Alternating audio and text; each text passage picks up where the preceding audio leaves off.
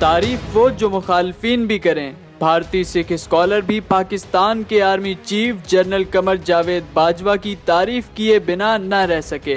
एक TV programme में भारतीय सिख स्कॉलर ने army chief general Qamar Javed Bajwa की काबिलियत का एतराफ करते हुए कुछ इन अल्फाजों में उनकी तारीफ की। हुण दूसरी इंपॉर्टेंट गल है जनरल बाजवा दी, मैं समझदा उसने इतनी जबरदस्त पॉलिटिक्स खेडी है that they have put the Indian state and the Indian जो हाई डिग्निटरीज आ प्राइम मिनिस्टर तो डाउन तक उन्होंने he has pushed them into the corner. उन्हां को रास्ता कोई छड्डिया ही नहीं।